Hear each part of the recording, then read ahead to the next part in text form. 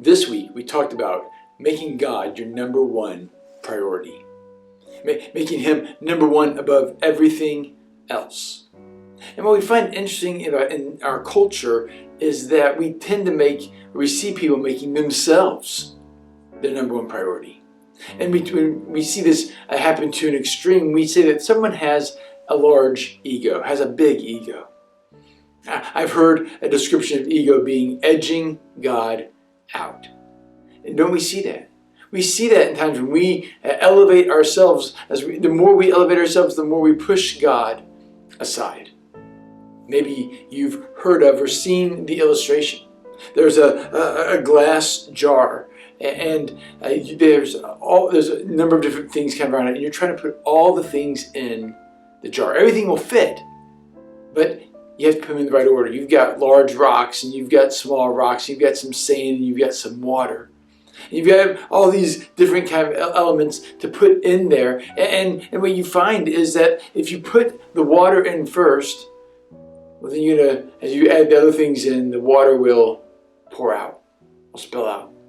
Or if you put the sand in first, there won't be enough room for the smaller rocks, and there eventually won't be room for the large rocks. And so what we find is the first thing you have to put in is you have to put all the large rocks in first.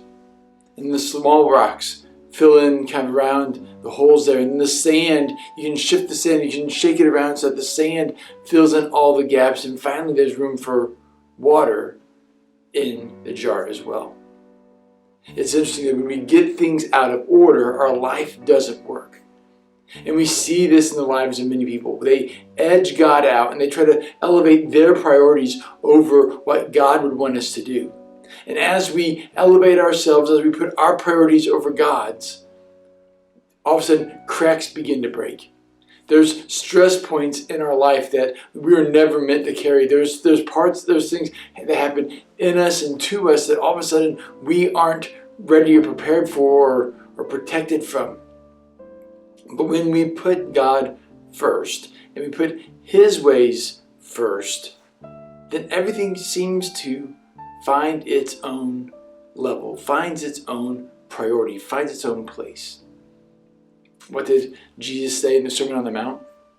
He was talking about how often we stress about what we're going to eat or what we're going to wear. And we stress about all these minor details in our life. And at the very end of that paragraph, the very end of that portion of this teaching, he says, but seek first God's kingdom and His righteousness, and all these things will be added to you as well.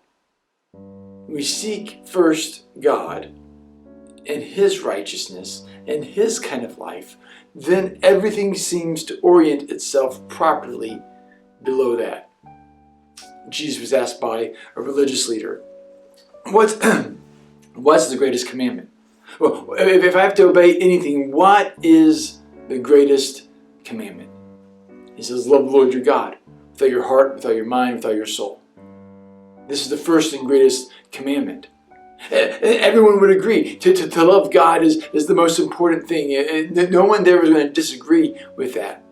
But then Jesus said the second is like it, to love your neighbor as yourself.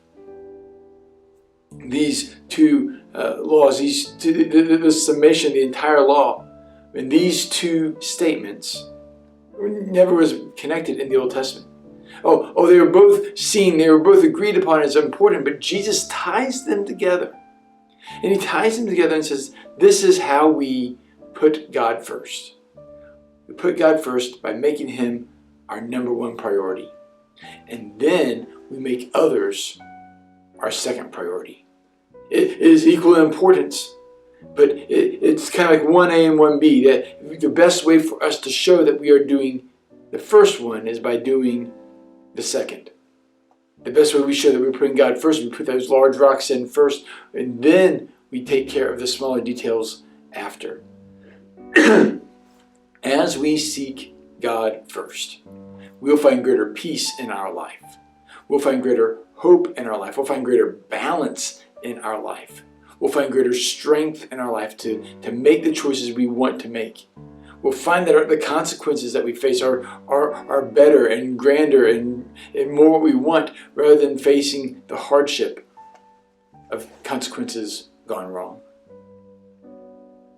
The more we seek God first, the more we'll find our families, our marriages, and our other relationships all work and in their proper place as we put God first. As we make Him our number one. If we promise today to make God our number one, then all these other things will take place, will take care of themselves. We make God our number one. We make our spouse, our family, number two. And then, as we find those around, as we see those around us who need to know God's love, we show them God's love in a right, appropriate priority and right sort of way. And then through us, they get to see who God is and His priority for them.